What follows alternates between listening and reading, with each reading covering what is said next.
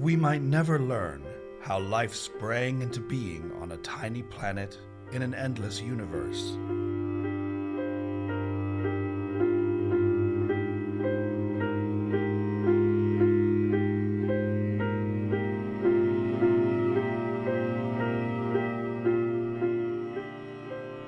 The miracle of life fills us each day with wonder.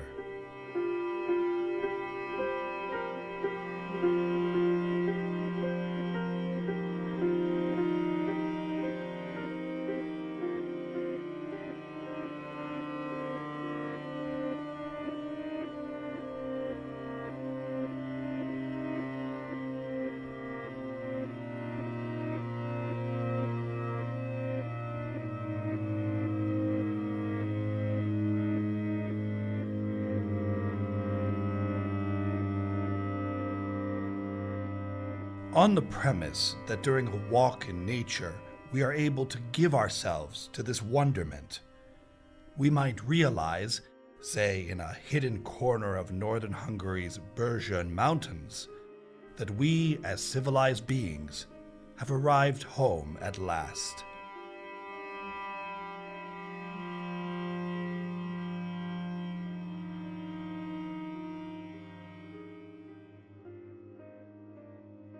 If humankind miraculously were to disappear from the earth, but nature remained, the landscape would be rendered meaningless, for it is more to us than the ensemble of trees, birds, mountains, and creeks.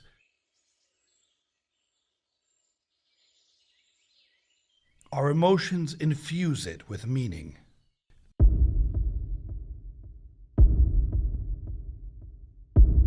The nature around us opens a gateway to the nature within us. We may distance ourselves from it or lose sight of it altogether, but it only takes a stroll in the woods to rediscover, to return and revert to our true selves. All we need is silence and serenity, allowing nature to wash away the strains of the city.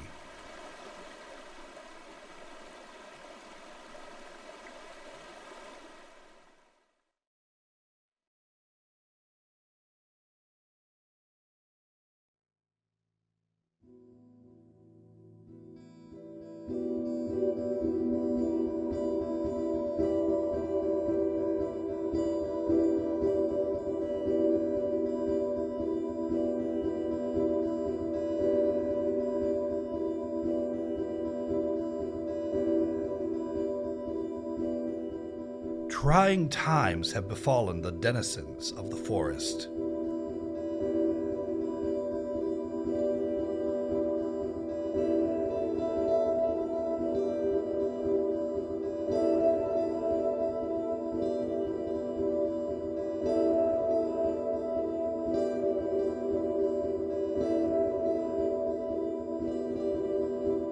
Winter is about survival. The forest becomes translucent, covered in white.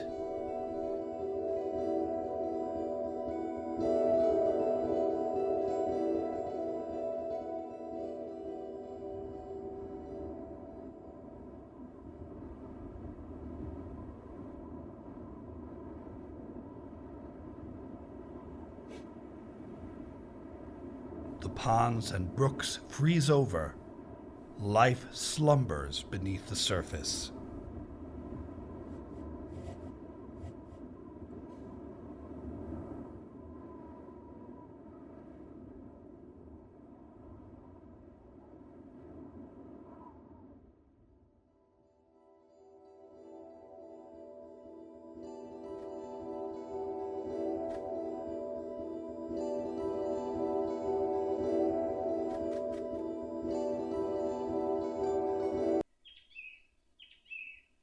The ponds of alder swamps and marshlands offer an ideal meeting place for its native amphibians.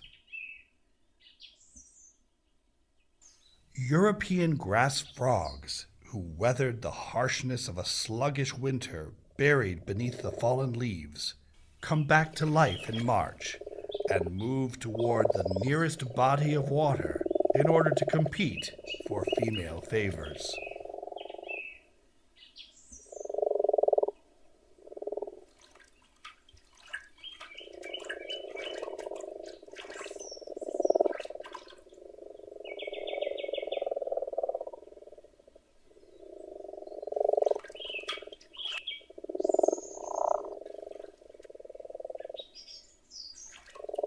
Amid the courtship and manly shouldering, a note of caution never hurts.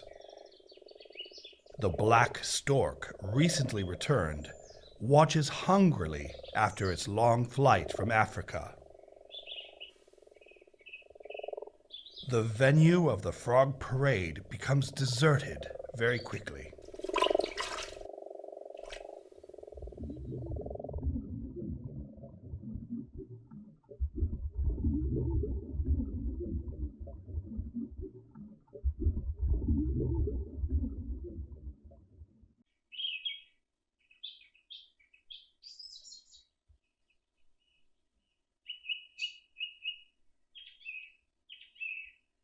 With dangers passing, the group wrestling may continue.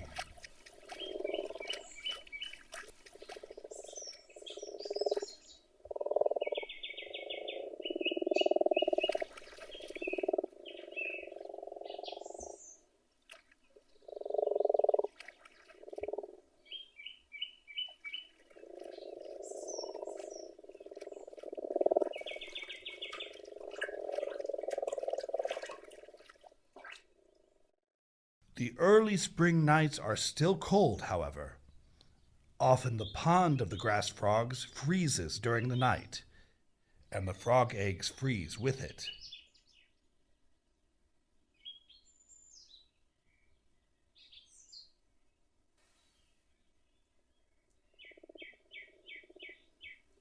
Even so, the eggs are immune to the frost. Eventually, the ice surrenders to the rays of sunlight and heralds a new celebration among the frogs.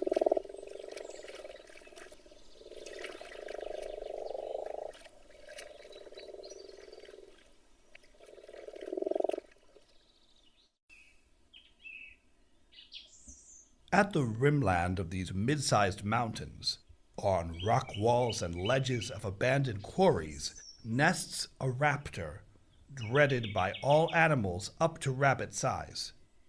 It is the mightiest of all the owl species in Europe. When night falls, no bird or rodent or hedgehog can hide from the huge, bright orange-yellow eyes. The Eurasian eagle owl spends the day sleeping in hollows and under the protection of shrubs.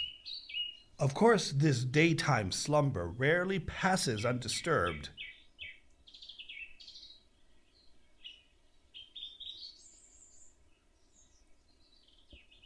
The curious jay merely attempts to take a look at the arch-enemy, then moves on. A few herbivores choose to rest above the owl's nest over the rim.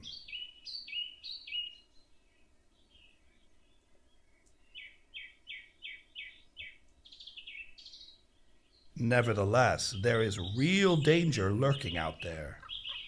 The nesting pair of eagle owls has caught the eye of the ever-watchful ravens.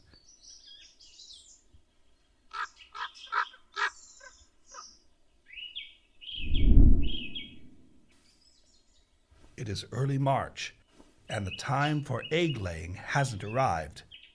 But the distinction is lost on these giant crow-like birds.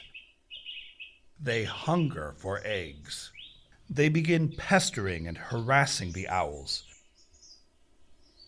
First they challenge the male.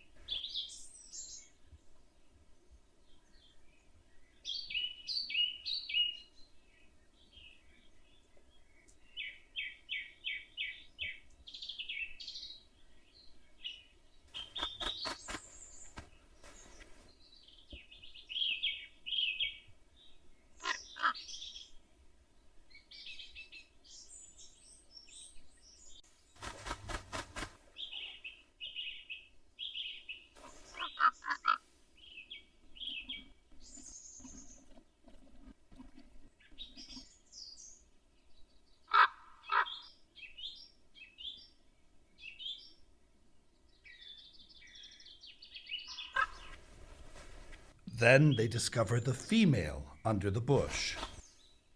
She is significantly larger and more formidable than the male, but even this won't shield her from the nuisance of the bold ravens.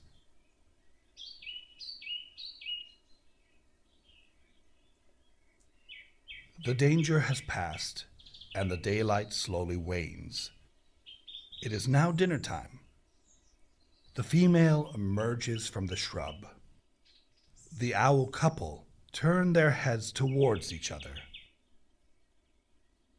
Are you good to go? Can we eat now?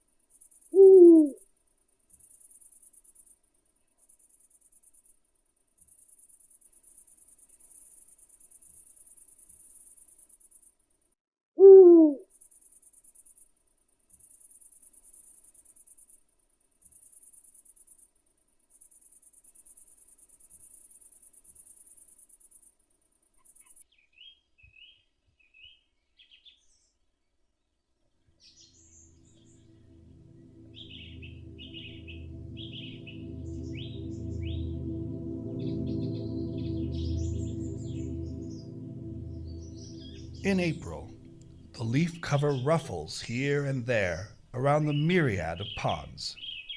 Common toads cling to each other with vainglorious eyes. First task, to reach water. This is seldom simple. The chase is already on.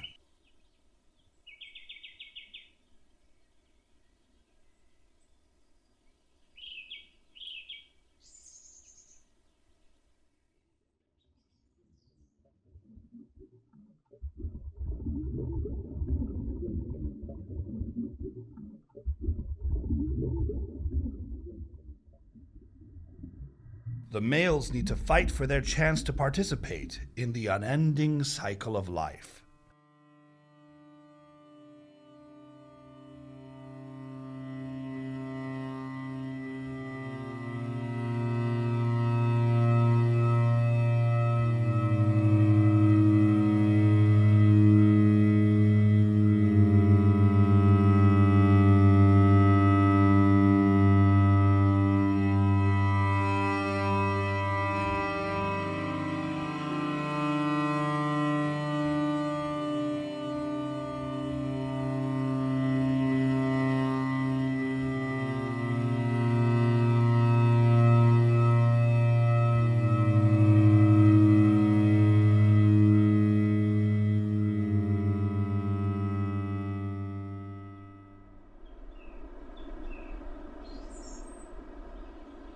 Nature's great clockwork keeps ticking. By the end of the toad nuptials, the eagle-owl female starts her brood.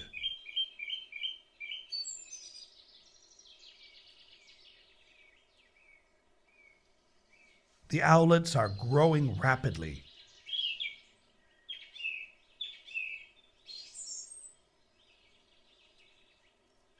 Their appetite is insatiable.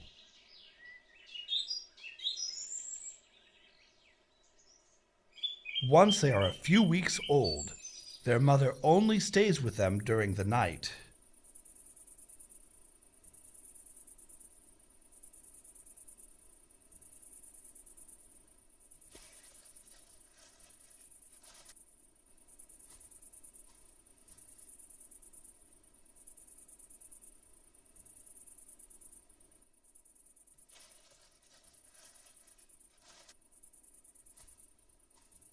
They still receive parental attention, but they are not too far from having to fend for themselves.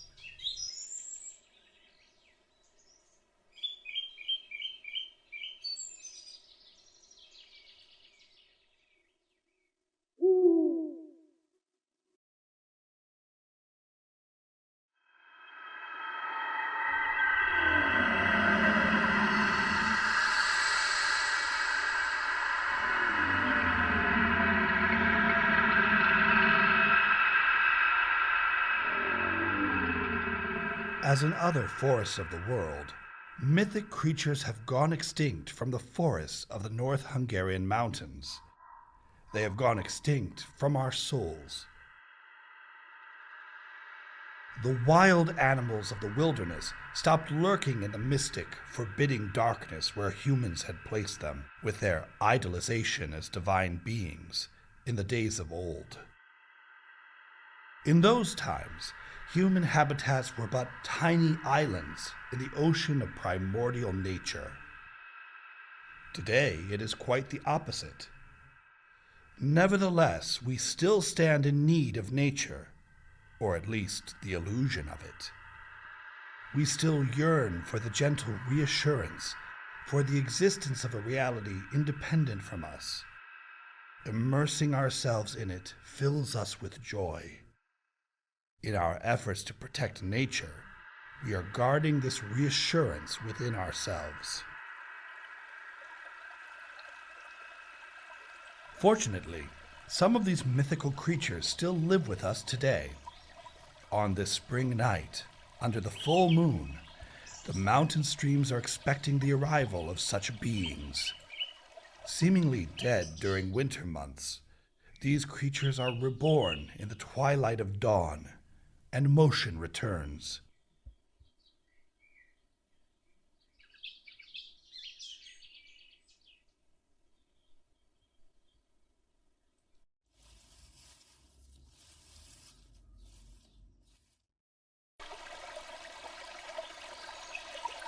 The spotted salamander was considered a symbol of the spirit of fire and eternal life.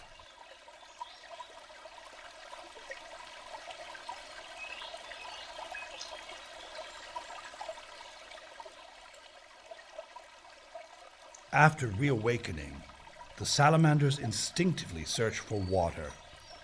They must reach the creek to be rid of their burden. Every so often, they must fight the cascades and are forced to swim with awkward strides, but eventually they always find a shallow, riparian spot where they can deliver the juveniles. The fire salamander happens to be ovoviviparous. As soon as they are born, the larvae hide under the rocks.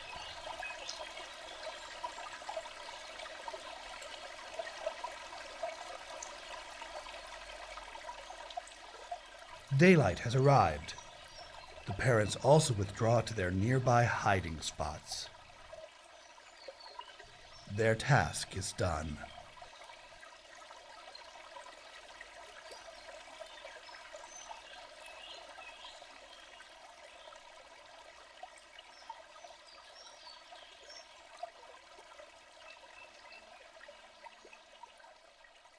On the old hollow beech tree by the creek, one can see signs of black woodpecker's activity.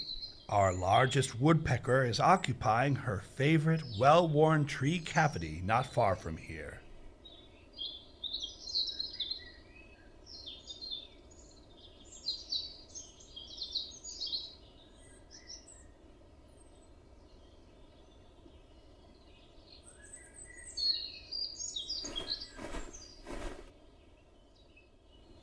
The seldom seen white-backed woodpecker also nests nearby.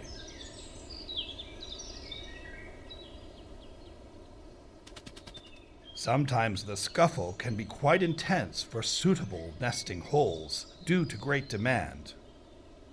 Frequently, the abandoned black woodpecker's nests are taken over by stock doves.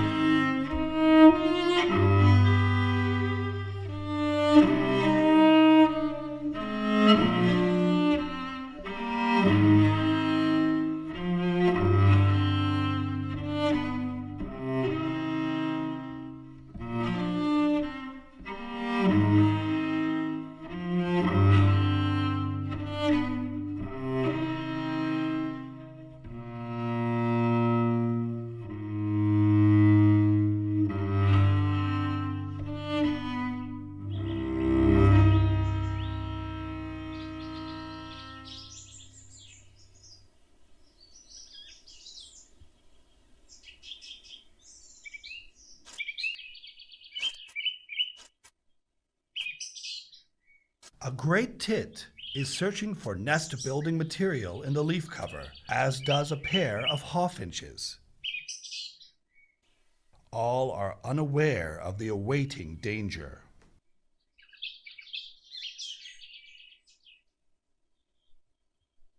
Fox cubs are being raised in a nearby den. Their homestead is only separated from a neighboring fox family's by a rain-washed furrow.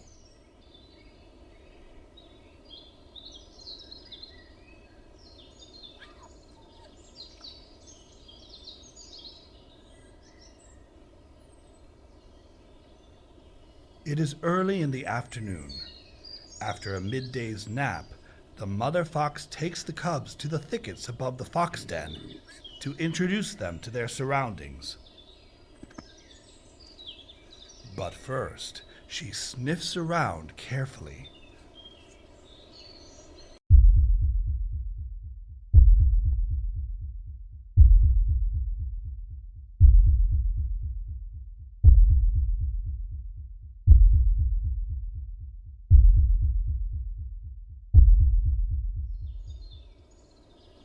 All clear, it seems.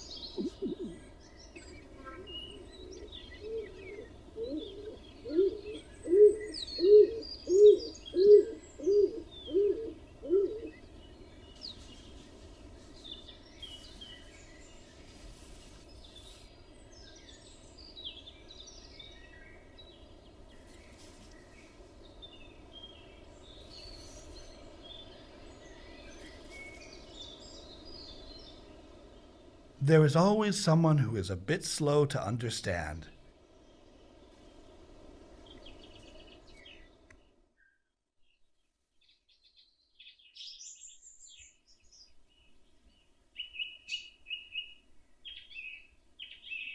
The crown of trees by the furrow is bustling with life.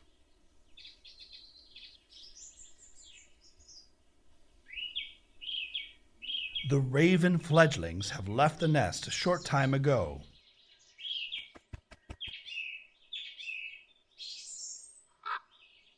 Their parents are watching from the sideline.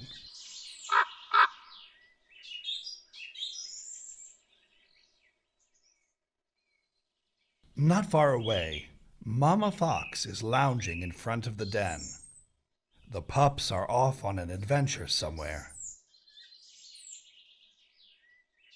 Peace at last.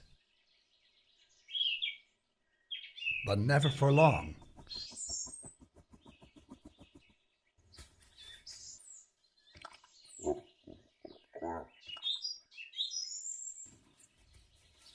The mindful mother takes off to gather her youngsters.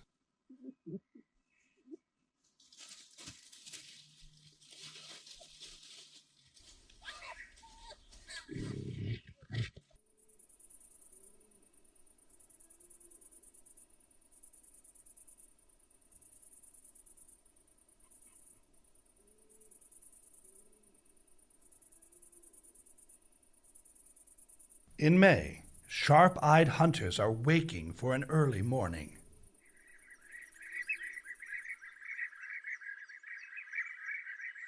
They arrived recently after wintering far away. These are the European bee-eaters, the jewels of the sand and loess walls of North Hungary.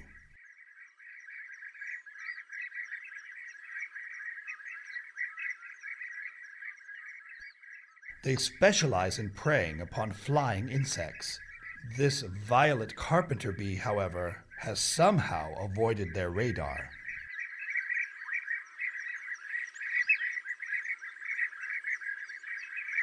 The occupation of nesting cavities might take some effort occasionally.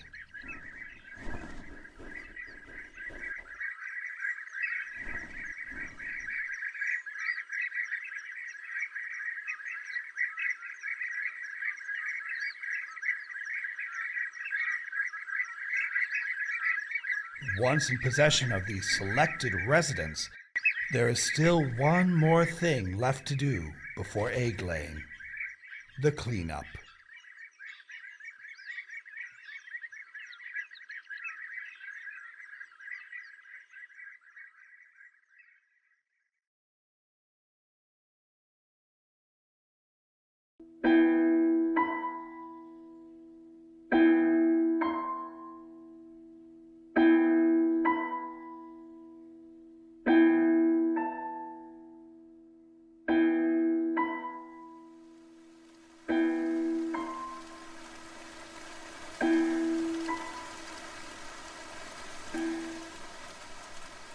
The North Mountain Range receives plenty of rain. On this June morning, it is covered in mystic haze.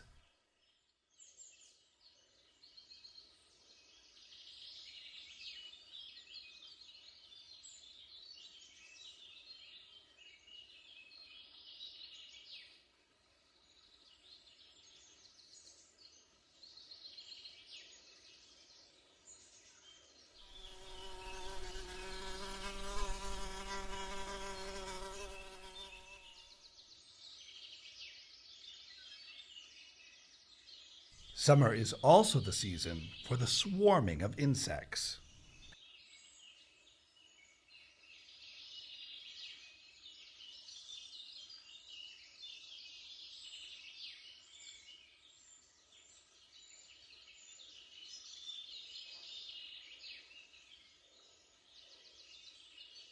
The heraldic animal on the coat of arms of this national park, the impressive alpine longhorn beetle, can be found on decaying beech, hornbeam, and oak trees, as well as forgotten woodpiles, with a little luck, of course. The male longhorns fiercely defend their breeding grounds.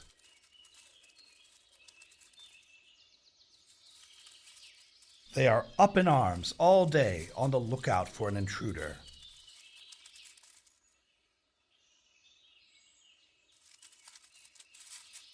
Should they find such a foolhardy creature, they are quick to take up the challenge.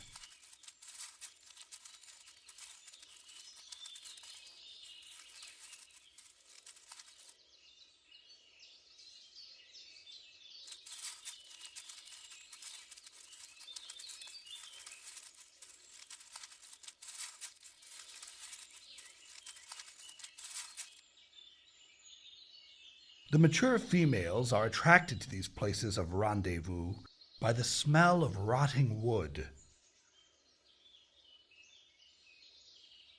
Female longhorns live longer than their male counterparts, who typically perish by the time of egg-laying.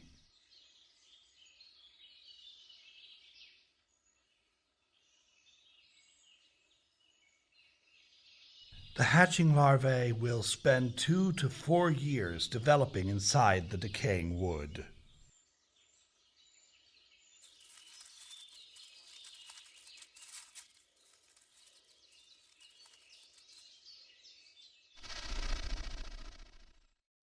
Yet another Goliath of this mountain range is even more severe-looking in appearance. He is armored with an exoskeleton, and his mandibles resemble real antlers. Their larvae spend 5 years inside the wood before transforming into pupae.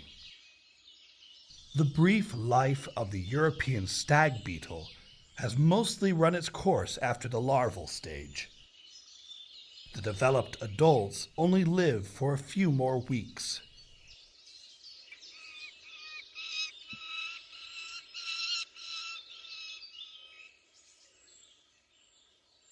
The few eagle owls nesting in this area have to share these rare rock walls with a daytime aerial predator.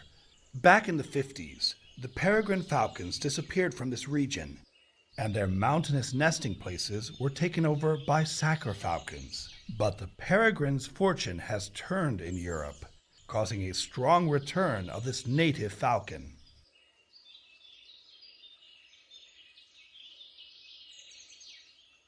The falcon's dinner table? A stock dove wanders through this domain. Unfortunately, the landlord is home.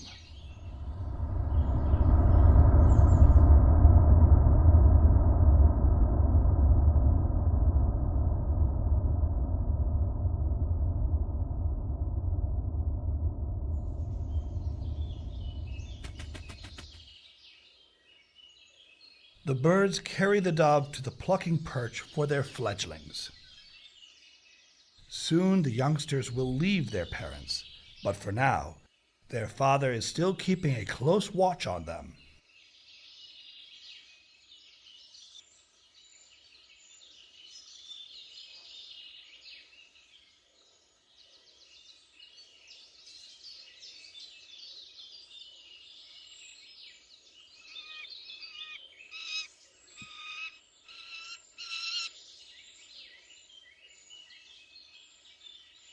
The conservationists are banding the juveniles in order to learn more from the movements of the peregrine falcons.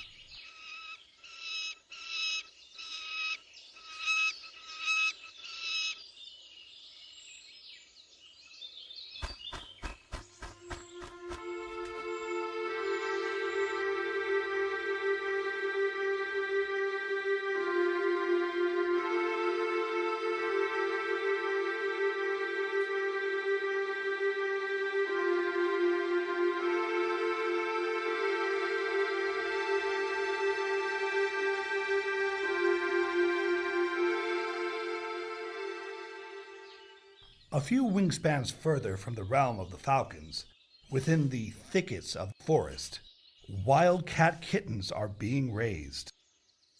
At dusk, they emerge from the tree hole where they were born. They are looking for their mother, yet they cannot help marveling at the world around them.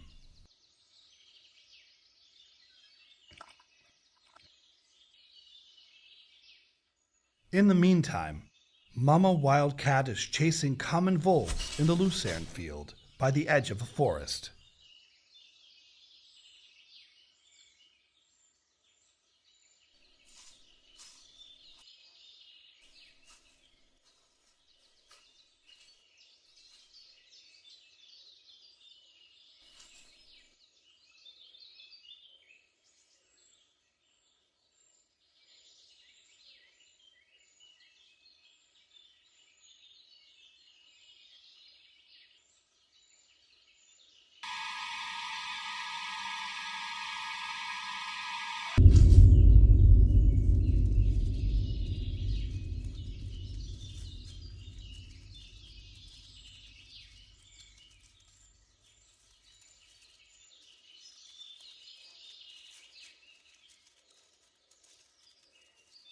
Fatal mistake, but a blessing in the species' perspective.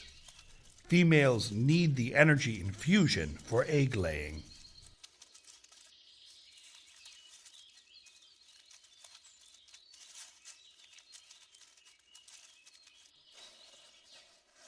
Another telltale sign of the approaching fall is the European badger putting on weight.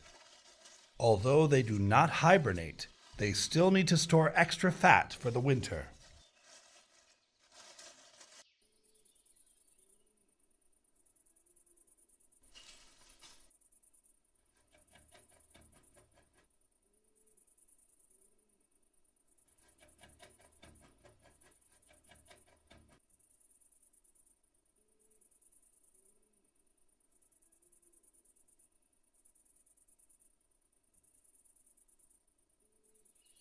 Likewise, the bucks searching for does signals the end of summer.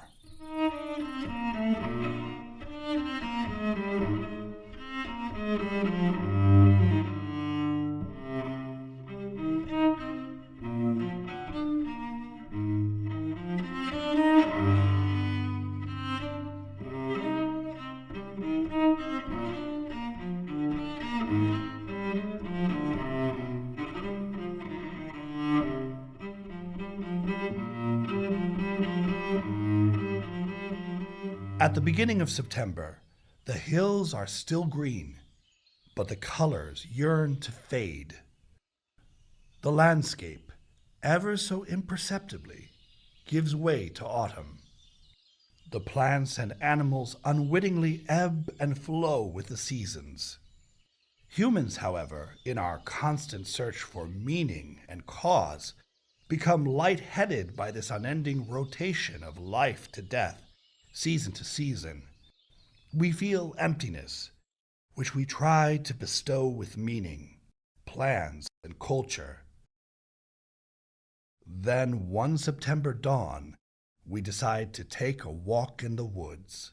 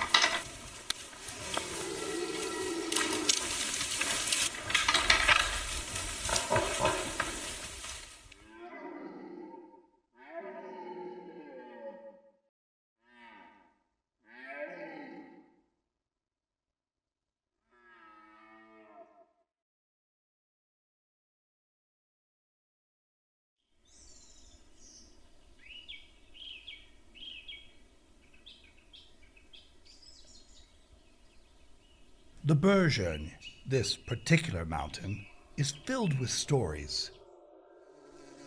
These stories interact, intertwine, and embrace each other.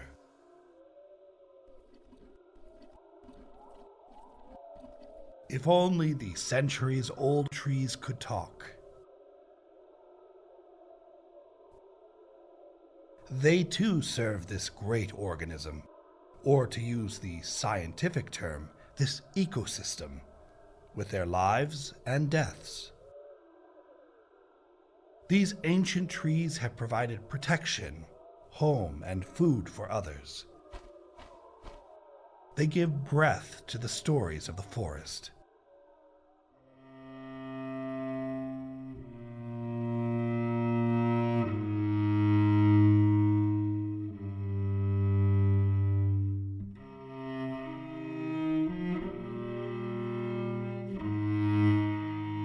These are the tales of life and death.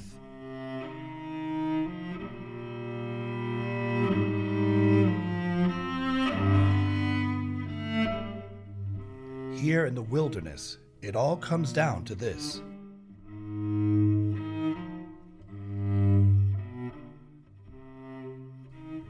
As creatures of the forest, they must ceaselessly be on the lookout for danger. They must always find food in their never-ending struggle to survive the day. Nothing is taken for granted.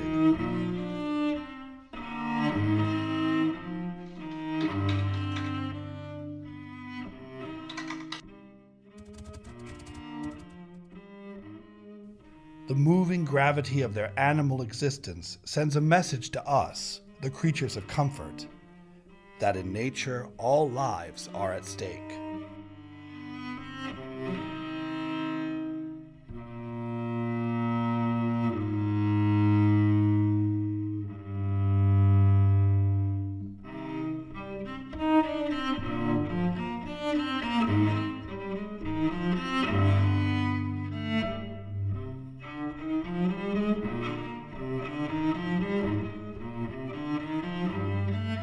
Perhaps the most telling metaphor of life washing against the shores of death unfolds in the fall.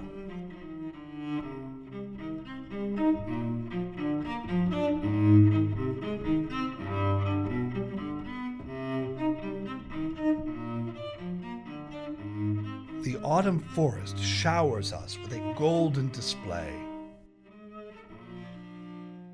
When we open our senses to the forest, it will cast its sheen over our thoughts to illuminate them.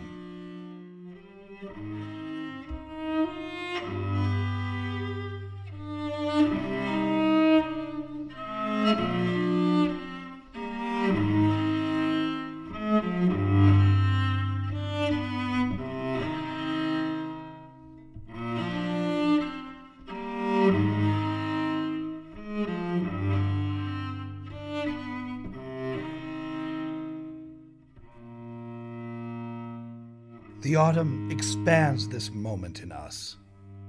We still remember the warmth of summer and perceive this riot of colors as the remnant of summer's revelry. Nonetheless, autumn eternally reminds us of the coming winter.